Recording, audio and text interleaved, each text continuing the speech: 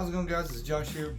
I got a topic today, much talked about, much debated, but we're going to dive right into it. Home defense weapons. I know that everyone has their own opinions on it. I know that there's a lot of proven methods, and of course there's a lot of variables that come into playing that. What I would choose may not be the best system for you to choose. Is it just you that lives there? Do you have kids? Do you have animals? How close are your neighbors? Do you have an open property where sometimes you feel like you may need more range? I do often. This is something I keep by my bedside. Just a Sig Sauer M17. It is not one of the versions with the safety on it. The weapon is clear. There's nothing in the chamber, but I think it is. I agree with everybody. It is pretty important to keep a flashlight on it. There's some pros and cons to choosing this. You know, particularly for me, it's of course it's full-size handgun, 17 round magazine. I can really, when I go to push out, I can really manipulate this weapon. I'm familiar, of course, with my own home, getting around corners, where someone could even be coming in from. And for me personally, this is a great choice. Now, it being a 9mm, I understand that some people that, there's major 1911 fans out there, and I get that. I'm not dogging on 1911s. I'm not dogging on the 45 caliber. I do like to keep similar rounded weapons as possible. I don't like having 50 different ammo types for 50 different weapons. To me, I like being able to get ammo, and it fit for most of my weapons. So I do normally stick around a 9mm when it is for my handguns. But on the home defense, there isn't much that to me beats this handgun for full size. I'm sure people will debate that. This has been a very reliable system. I've gotten many rounds through it. Very comfortable with it. My fiance has shot it. She's comfortable with it, even though it is a version without a safety. Like I said, still right by my bedside. She keeps a Kimber right beside hers. So maybe one day we'll get her in here on her opinions on all this. But for now, I stick to my M17. Stays by my bedside. As I was saying, some people do choose 45. They like their 1911s. It is a good system. This is a Rock Island Armory. It's a little bit heavier of a weapon to push out, which isn't that big of a deal for most people. One thing I do not like about them, I do not really stay too accustomed to handguns with safeties on them. I think there's more time to mess up in a situation where you don't have time to give. So the same as when you're concealed carrying. If I'm pulling it, I want it to be ready to go. My safety is the discipline in my finger, paying attention. And I know people in the military would say you resort to your highest level of training. I kind of word it a little differently. I'm always like, you're not going to raise up to your expectation. You're going to fall to your most known habit. So I kind of try to keep that philosophy in mind. I do enjoy taking it to the range every now and again. I enjoy putting some rounds through a 45. But for me personally, I do stick with the 9mm. I can put a light on it. It's already drilled and ready for an optic. Has night sights on it, so I don't really worry about that too much on this particular firearm. It is a LAPG light. I'm not as accustomed to the brand. This light came with this weapon when I bought it, and I've always just kept it on here. Sometimes I take it off, I holster it when I'm going through the woods or something, but mostly it stays in a safe right beside my bed, just as it is. And that's a problem with the 1911 is no weapon light. So you do have to keep an external with you, an external flashlight with you, and that's okay. Some people are more accustomed to it. My father, he only keeps the 1911 by his bed. Which, if you do decide to go with a handgun, whether it be from a 22 to whatever caliber up you're wanting to talk about, just try to keep in consideration people on the other side of the wall. You never want to pull the trigger unless you know exactly where that bullet's going and exactly what all it could hit. So no reason to jeopardize the neighbors. No reason to jeopardize loved ones in the other room.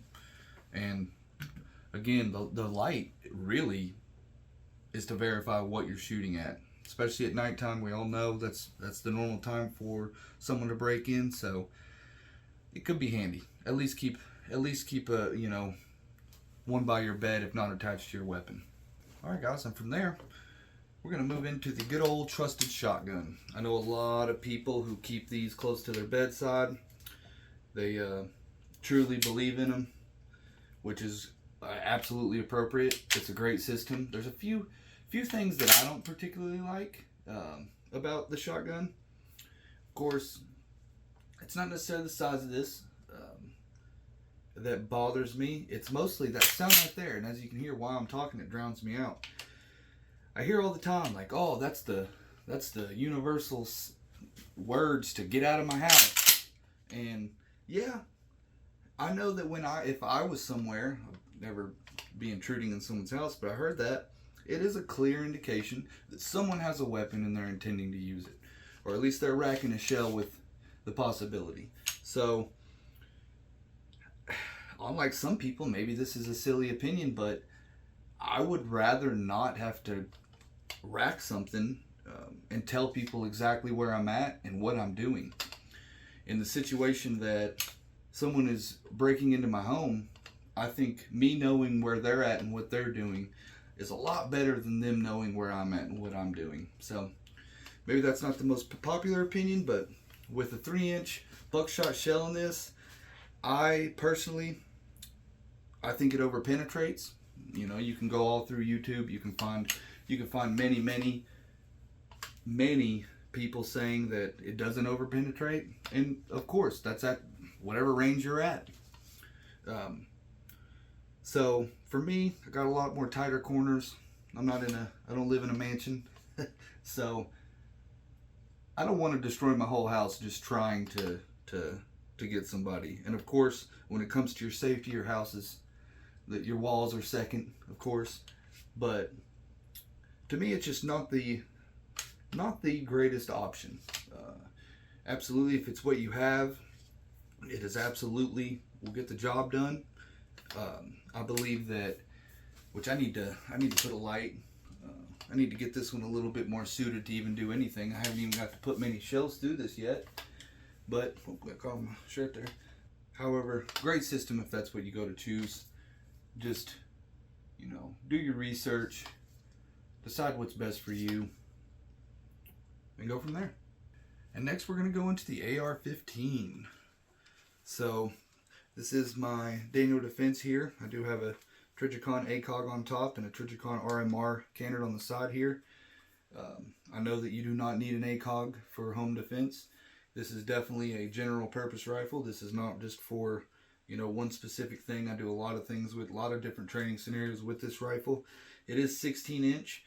Today in this video, I'm really trying to stay away from anything that could, which ARs are already a hot enough topic, but I'm really trying to stay away from anything that the ATF could just suddenly change on you. So no AR pistols here in this video today. I've not bought into the 300 blackout hype, which I know is real. I understand why people run it. But maybe one day I will try it out. But for now, of course, we got the weapon light on here. This is stream light. This weapon does everything that I need it to. Of course, like I said, it is the 16-inch barrel, so getting around corners in your house can be a little bit more tricky. However, I do believe with enough training and diligence and paying attention and doing your part, you can do about whatever you would want to do with this rifle. Yeah. So, of course, with the 5.56, you are going to get a good, decent bit of penetration. Any bullet's going to penetrate a wall. I do keep this in my room by my bed. But it's very rare that I hear a bump in the night and I go check it out with this. Like I said, I normally grab my M17. That's just for me. If I heard multiple people, I would grab this. So there's pluses and negatives to every single system. I'm sure there's information that I missed. I'm sure there's things that you guys have thought of that I haven't. I wanted to go with some more common options that, and you don't have to get, you know, a Gucci'd out and go crazy on your AR. You don't have to, just like what I did with this. This is the light that it came from. But guess what? It lights up what I need lit up. I don't need to do anything better. I don't need anything more special. It's a LAPG, maybe one of the last ones I'll ever own, but it does right for me on this one. So that's my philosophy on it. Quick video. There's so many things that we could go into, different scenarios. Like I was saying, why would I choose this? Multiple people, higher magazine capacity, but realistically, 17 round mag in my M17 is going to do everything that I need it to, I'm sure. Obviously, the ammunition that you choose is going to be very, very important. I run Hornady Critical Defense, and any handgun that I have laying around that could potentially be grabbed for home defense, that's what's going to be in it. Not typically what I shoot at the range, of course, but as I was saying with my shotgun, I do run 3-inch buckshot. So choose a brand. Depends on what's on sale.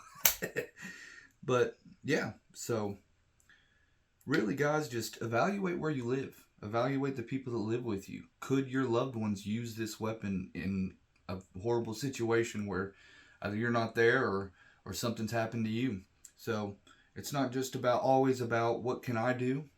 It's about what can others do as well, and that needs to be taken into consideration. There's several things. Maybe I'll make a video in the future on how I keep it on my mind and things that I do. You know, getting a Ring camera, getting Bluetooth lights. We can go more in depth into that in the future on how I set my house up and kind of how I've planned to protect my home if needed. But realistically, the last thing that we ever want to have to do is to take a life from another human being. So whether it be a light, a Ring camera, whatever can help you verify what's going on before you decide to start punching holes. I think that's the biggest thing. And I would always say, if possible, not only is there the legal implications, but there's the moral implications. I think that it is the more footage, the more ways you can prove that you verified what was happening, the safer you'll be, not only because of legal, but like I said, moral. I can't imagine what it's like to take another person's life. I hope I never have to experience it. However, in today's age, we need to stay diligent. We need to stay ready. We need to choose what's best for our home. Other than that, we need to get after it. So stay ready, guys. Again, any different opinions, anything you think I missed, whatever you think about it, let us know down in the comments. Give us a like, give us a subscribe, and stay tuned for more. Thank you, guys.